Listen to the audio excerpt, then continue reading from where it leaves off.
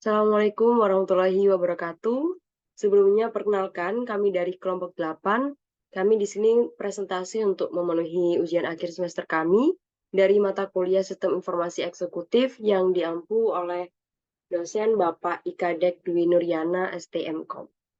Di sini perusahaan rekayasa kami yaitu PT Frispop. Bisa di slide selanjutnya.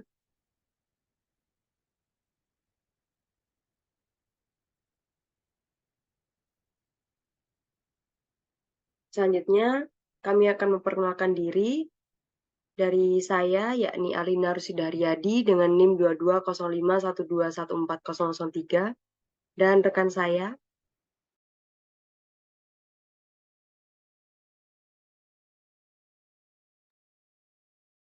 Kemudian saya Awanisa Prayoga dengan NIM 220512140011 dan rekan saya. Saya Rahma Fania Aprilia dengan NIM 220512141012. Saya Malia Nasmi Hamida dengan NIM 2205121409. Baik, selanjutnya. Yang pertama, yakni pada bab 1 pendahuluan. Dan kita akan membahas latar belakang dari PT Frispop. PT Frispop ini adalah sebuah perusahaan di industri makanan beku, menghadapi peran penting dalam memenuhi tuntutan konsumen akan makanan beku yang berkualitas tinggi. Dalam era modern yang penuh persaingan, perusahaan ini dihadapkan pada berbagai tantangan, mulai dari mengelola rantai pasokan hingga mempertimbangkan isu-isu lingkungan. Untuk mencapai efisiensi, PT Frispop perlu memiliki struktur organisasi yang efisien, menetapkan SLA dan OLA yang jelas, serta menganalisis RACI. Makalah ini juga akan merinci upaya perusahaan dalam mencapai tujuan ini dan bagaimana PT Frispop memodelkan serta mensimulasikan proses bisnisnya dengan BPMN guna meningkatkan efisiensi dan kepuasan pelanggan. Selanjutnya. Dan di sini ada 5 tujuan. Yang pertama, menganalisis struktur organisasi. Yang kedua, menyusun deskripsi pekerjaan. Yang ketiga, membangun SLA dan OLA. Selanjutnya ada menganalisis RACI. Dan yang terakhir, membangun SLA dan OLA. Sama seperti nomor ketiga. Lalu manfaatnya, yang pertama, dengan menganalisis dan memodelkan proses bisnis, perusahaan dapat mengidentifikasi area di mana efisiensi dapat ditingkatkan, menghemat waktu dan sumber daya. Selanjutnya, melalui SLA dan OLA yang dibangun dengan baik, tentunya perusahaan dapat memberikan layanan yang lebih konsisten dan berkualitas tinggi kepada pelanggan dan mitra bisnis. Lalu yang ketiga, analisis RACI, membantu dalam menentukan peran dan tanggung jawab individu atau departemen dalam setiap proses, mengurangi konflik, dan meningkatkan akuntabilitas. Lalu yang keempat, deskripsi pekerjaan yang jelas membantu dalam pengelolaan SDM, termasuk rekrutmen, pelatihan, dan penilaian kerja. Lalu dan terakhir yaitu analisis struktur organisasi, memberikan wawasan tentang hierarki dan hubungan antar departemen, membantu pengambilan keputusan yang lebih baik dalam manajemen perusahaan.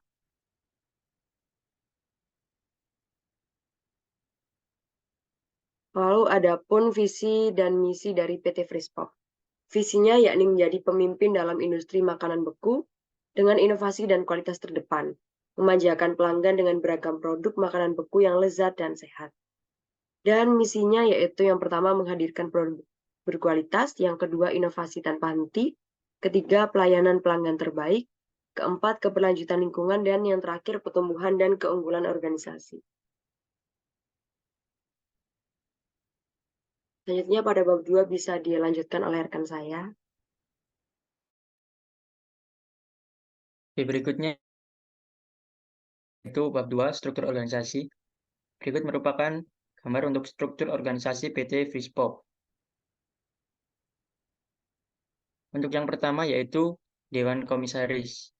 Dewan Komisaris merupakan badan pengawas tertinggi suatu perusahaan dan mempunyai peran penting dalam pengambilan keputusan strategis, serta menjadi kepentingan pemegang saham dan kepatuhan perusahaan terhadap peraturan perundang-undangan yang berlaku.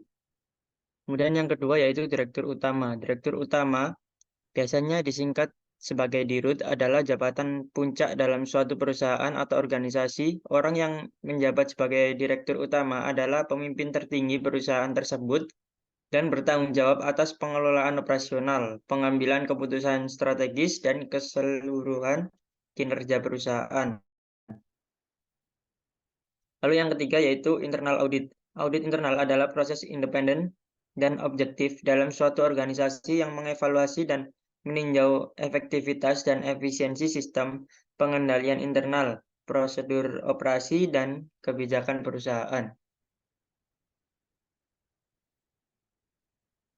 Kemudian yang keempat yaitu direksi. Direksi adalah badan atau sekelompok orang yang bertanggung jawab mengambil keputusan dan mengelola operasional suatu perusahaan atau organisasi. Fungsi utama Dewan Direksi adalah mewakili pemegang saham dan pemangku kepentingan perusahaan, serta mengambil keputusan strategis untuk menggerakkan perusahaan ke arah yang diinginkan. Kemudian yang kelima yaitu Departemen Pembelian.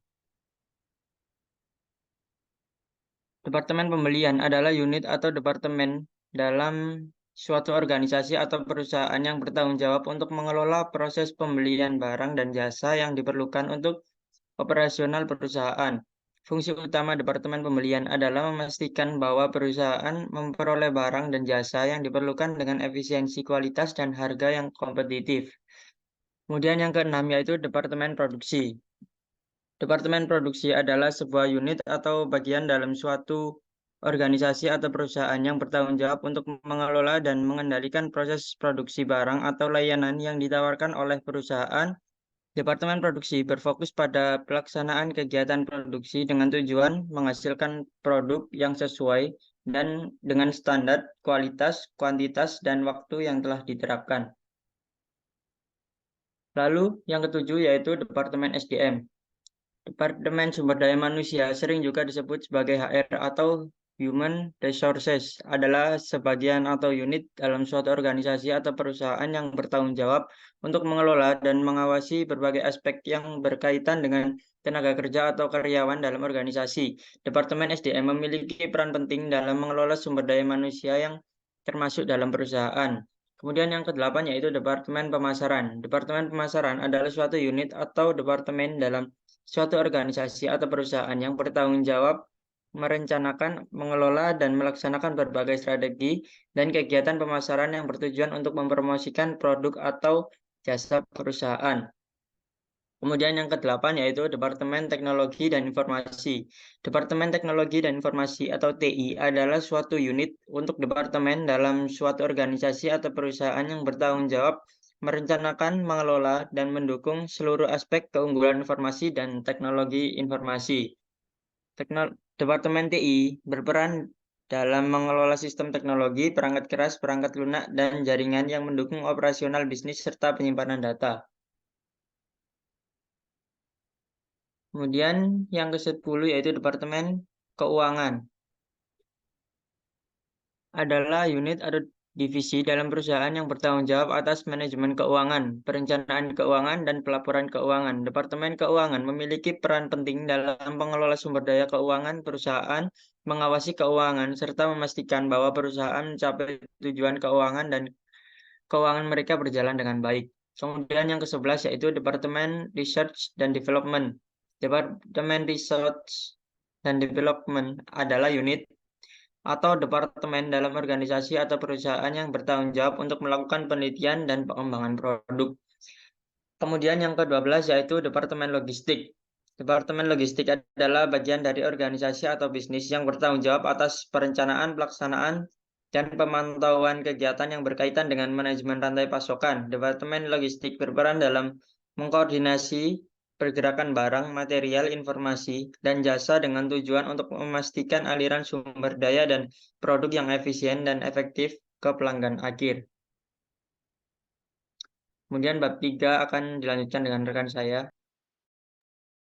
Baik, Di bab 3 ini terdapat standar operasional prosedur, artinya adalah next.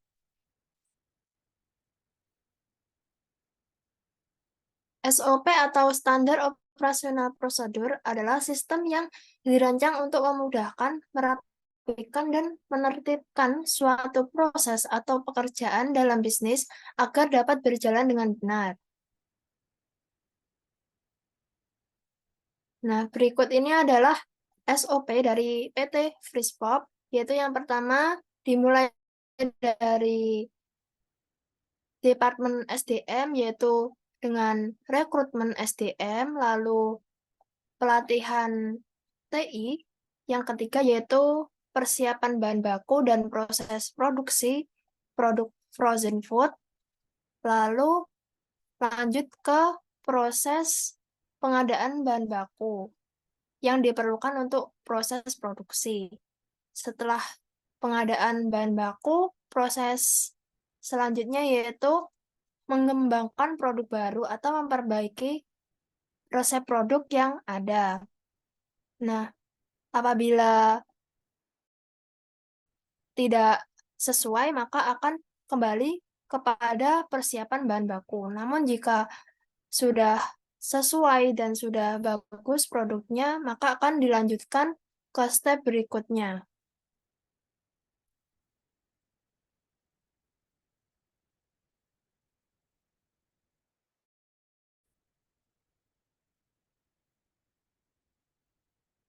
Next. Ya, ini step berikutnya yaitu mengelola keuangan perusahaan dan memproses biaya produksi serta penerimaan penjualan.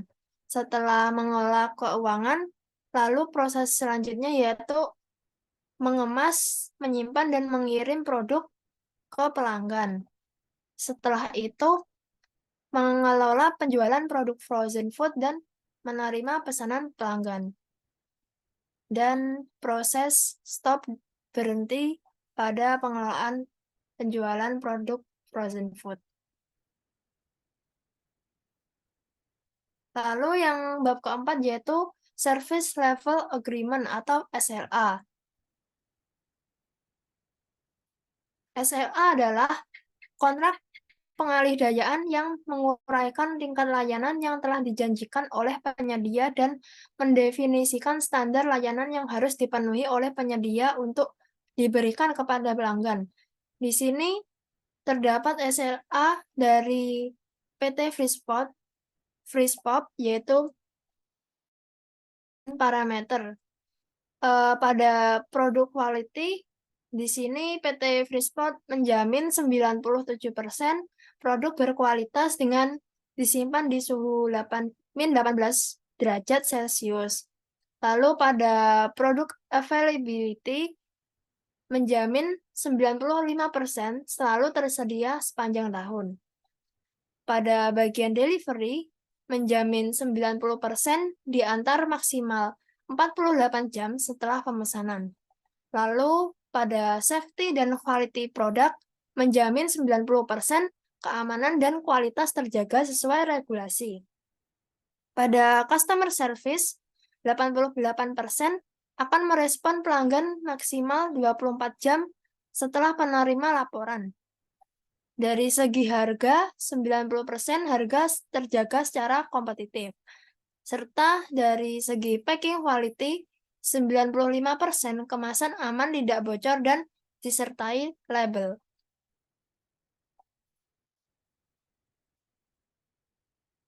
Berikut adalah parameter SLA.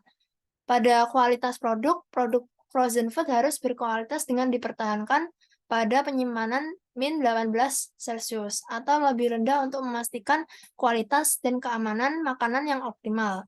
Kualitas produk akan diukur berdasarkan hasil pemeriksaan suhu penyimpanan. Lalu, ketersediaan stok akan dijanjikan harus tersedia sepanjang tahun untuk memenuhi permintaan pelanggan tanpa adanya periode di mana produk tidak tersedia. Persentase ketersediaan produk dalam persediaan akan diukur dengan target minimal 95%. Lalu pada waktu pengiriman, setiap pesanan harus diantar dalam waktu 48 jam setelah pelanggan melakukan pemesanan. Kemudian, keamanan dan kualitas pangan akan dijaga sesuai dengan regulasi dan standar keamanan pangan yang berlaku di wilayah operasi perusahaan. Lalu, keluhan, kritik, dan saran dari pelanggan akan direspon dalam waktu maksimal 24 jam setelah penerimaan laporan tersebut. Harga produk frozen food akan dijaga agar tetap kompetitif dalam pasar dengan membandingkan harga pesaing dalam segmen produk yang sama agar produk tetap kompetitif untuk pelanggan. Lalu, kemasan produk akan harus selalu utuh, tidak bocor, dan label harus lengkap pada setiap pengiriman.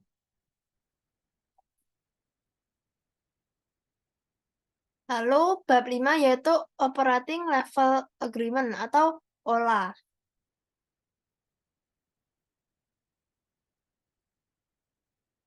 Next. OLA atau Operating Level Agreement adalah kontrak yang digunakan oleh penyedia untuk menentukan bagaimana internal harus memenuhi perjanjian tingkat layanan. Nah, berikut adalah OLA, matriks, dan parameter pada PT Frispop, yaitu pada produksi 95% proses produksi akan pemeliharaan fasilitas produksi. Informasi yang relevan kepada Departemen Logistik terkait perkiraan dan persediaan produk. Lalu 90% berisi pengadaan bahan baku dan inventaris dan informasi yang akurat kepada Departemen Produksi. Untuk yang selanjutnya yaitu Sales and Promoting, yang berisi penjualan produk dan memberi perkiraan permintaan kepada Departemen Produksi dan Logistik. Lalu pada Finance, yaitu pemantauan dan pelaporan keuangan, serta memberi informasi ke semua departemen tentang anggaran dan alokasi sumber daya. Selanjutnya yaitu Human Resource, yang berisi manajemen sumber daya dengan rekrutmen dan pelatihan, serta berkoordinasi dengan Departemen Produksi dan Logistik untuk memastikan ketersediaan tenaga kerja. Lalu pada IT, terdapat infrastruktur dan dukungan teknologi, serta ketersediaan sistem dan jaringan yang diperlukan.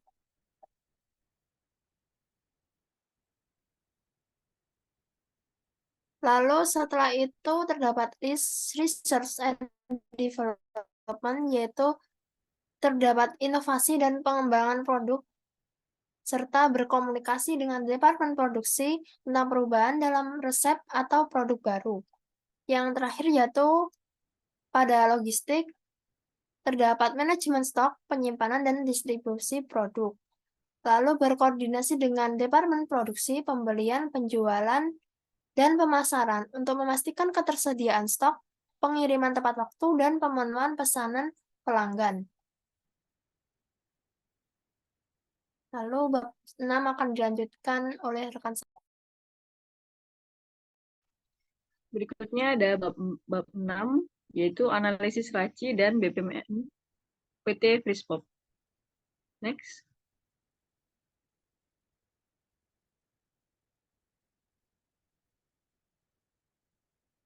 Analisis RACI adalah singkatan dari Responsible, Accountable, Consulted, dan Informed. RACI model diterapkan pada aktivitas dalam Frispop untuk membantu mengambil keputusan yang harus diambil dalam satu organisasi yang dikaitkan dengan seluruh pihak atau posisi yang terlibat. RACI Matrix menggambarkan peran berbagai pihak dalam menyelesaikan atau menjalankan suatu pekerjaan. Next. Selanjutnya ada RACI Charting. Di bagian pertama ini ada 6 bagan. Yang pertama pemegang saham, Dewan Komisaris, Direktur Utama, Internal Audit, Departemen Logistik, dan Departemen R&D.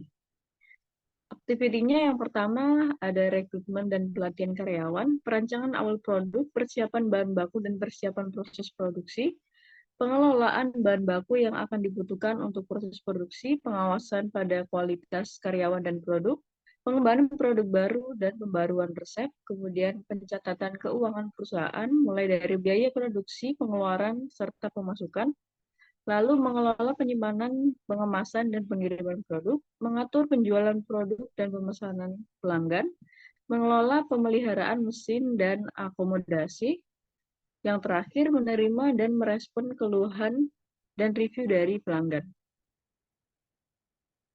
Untuk penjelasannya, yang pertama dari pemegang saham, bertugas dalam perencanaan awal produk untuk melihat apakah produk dapat memberikan keuntungan kepada pemegang saham, kemudian ikut serta dalam memutuskan dan bertanggung jawab dalam pencatatan keuangan perusahaan, menentukan biaya produksi, menentukan pengeluaran serta pemasukan dari produksi produk. Kemudian membantu memberikan saran dan kontribusi untuk mempersiapkan bahan baku, mengembangkan produk baru, dan pembaruan dari produk. Kemudian pemegang saham perlu mengetahui aktivitas perekrutan karyawan, pengelolaan bahan baku, pengawasan kualitas, pengelolaan penyimpanan, pengemasan pengiriman, pengaturan penjualan, dan pengelolaan pemeliharaan mesin dan akomodasi, serta review dari pelanggan. Selanjutnya ada Dewan Komisaris, bertugas dalam perancangan awal produk agar produk sesuai dengan keinginan tetap dan terkondisi. Kemudian bertanggung jawab dalam pencatatan keuangan perusahaan, menentukan biaya produksi dan biaya pengeluaran serta pemasukan, lalu memberikan kontribusi pada pengawasan kualitas produk dan karyawan, lalu mengatur penjualan produk dan pesanan, dan menerima masukan dan respon keluhan dari pelanggan. Dewan Komisaris juga perlu mengetahui perekrutan dan pelatihan karyawan, persiapan bahan baku, pengelolaan bahan baku, pengembangan produk baru, pengelolaan penyimpanan, pengemasan, pengiriman, dan pengecekan mesin produksi. Selanjutnya, Direktur Umum bertugas dalam catatan produk, persiapan bahan baku, pengelolaan bahan baku, dan pemeliharaan mesin hingga akomodasi. Bertanggung jawab dalam pengembangan produk baru dan pembaruan produk. Kemudian membantu dalam pencatatan keuangan perusahaan, menentukan biaya produksi, pengeluaran, pemasukan, serta mengatur penjualan dan pesanan. Dan juga menerima reviewer dari pelanggan. Kemudian, Direktur Utama harus mengetahui tentang perekrutan dan pelatihan karyawan, kualitas produk dan karyawan, dan juga pengelolaan penyimpanan, pengemasan, dan pengiriman produk. Lalu internal audit bertugas untuk pengawasan kualitas produk dan karyawan, bertanggung jawab dalam persiapan bahan baku dan pengelolaannya, memberikan kontribusi untuk perekrutan karyawan dan pengelolaan penyimpanan, pengemasan, pengiriman. Dan internal audit juga harus mengetahui perencanaan produk, pengembangan produk baru, pengemasan produk, pencatatan keuangan, mulai dari pemasukan hingga pengeluaran. Selanjutnya ada Departemen Logistik, bertugas dalam pengelolaan penyimpanan, pengemasan produk, dan pengiriman produk kepada pelanggan. Kemudian bertanggung jawab dalam pengembangan produk baru dan pencatatan pemasukan dan pengeluaran. Lalu memberikan kontribusi pada perancangan produk dan pengaturan penjualan, pengemasan, pengiriman produk kepada pelanggan. Kemudian, Departemen Logistik juga membutuhkan informasi mengenai perekrutan karyawan, persiapan bahan baku dan pengelolaannya, pengawasan kualitas produksi dan karyawan, pengelolaan mesin dan akomodasi, serta menerima respon dari pelanggan. Selanjutnya ada Departemen R&D, bertugas dalam perancangan produk, pengelolaan bahan baku, dan pengembangan produk baru. Mempunyai tanggung jawab dalam mempersiapkan produk dan bahan baku, menerima dan merespon tanggapan dari pembeli atau pelanggan. Lalu melakukan kontribusi pada pengelolaan penyimpanan, pengemasan, dan pengiriman. Kemudian Departemen R&D harus mengetahui tentang penerimaan karyawan dan pelatihan. Kemudian pengawasan kualitas produk, pencatatan keuangan, pengaturan penjualan dan pemesanan, dan pengelolaan mesin produksi. Kemudian pada bagian 2, next.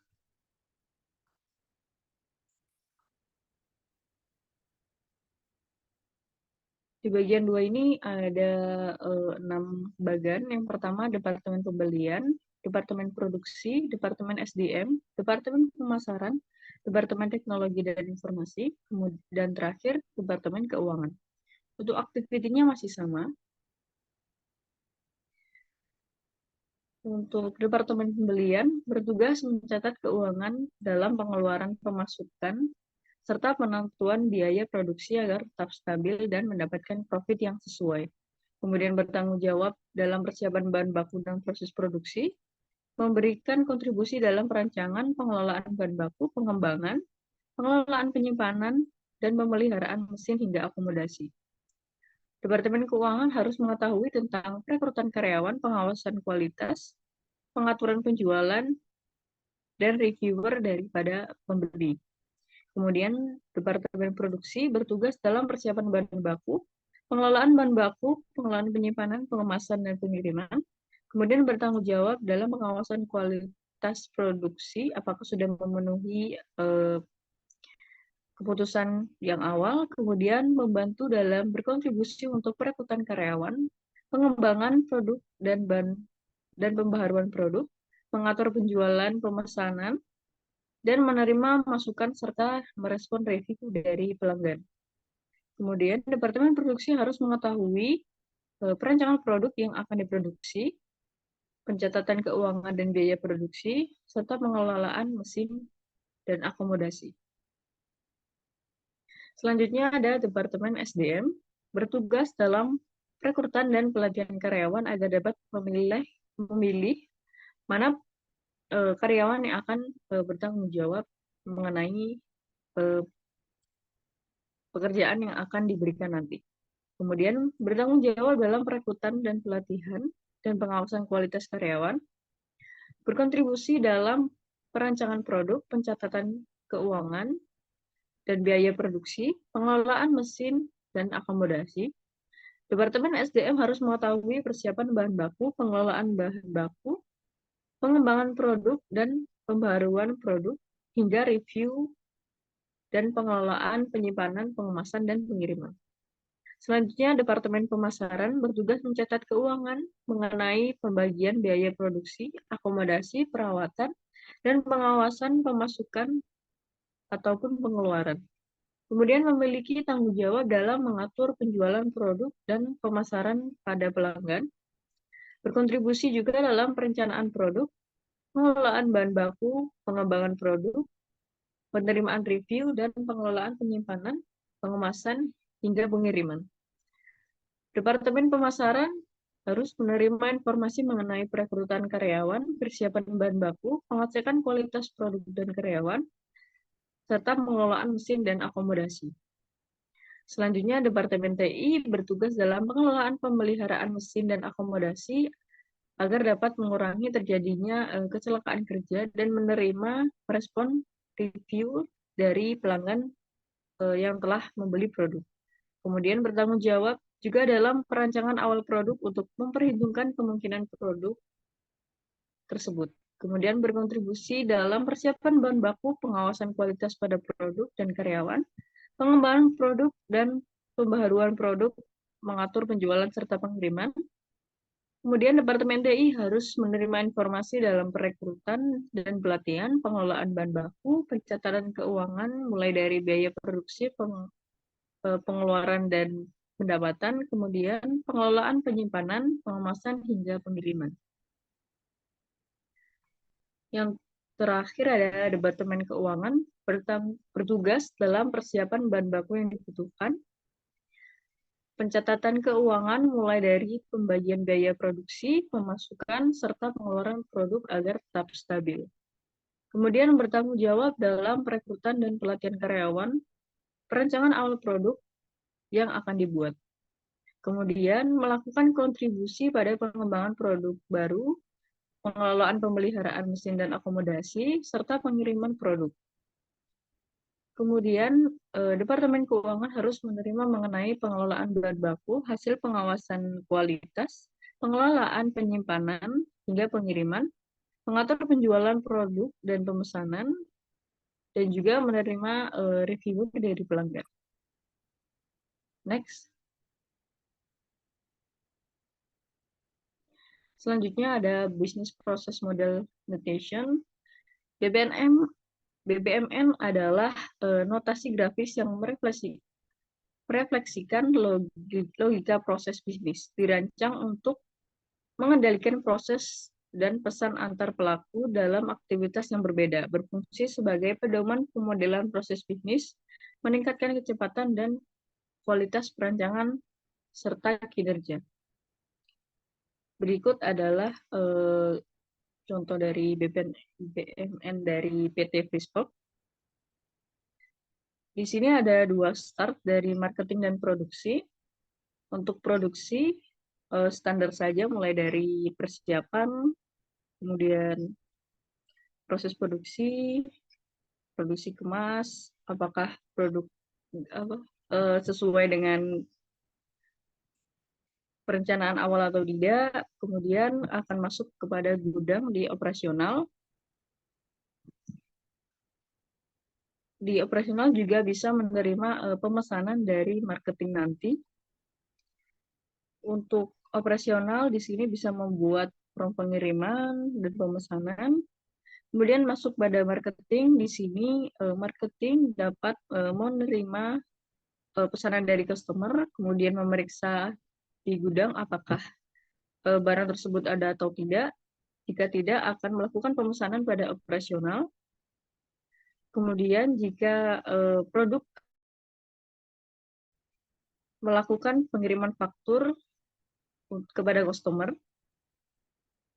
apakah customer akan melanjutkan pemesanan atau tidak, kemudian menyerahkan faktur, setelah itu menunggu pembayaran dari customer. Selanjutnya, jika melanjutkan pembayaran, maka produk akan dikirimkan kepada customer.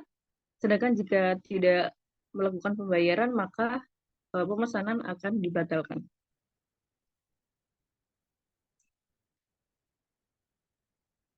Baik, sekian dari presentasi kami. Mohon maaf jika ada salah kata. Terima kasih. Wassalamualaikum warahmatullahi wabarakatuh.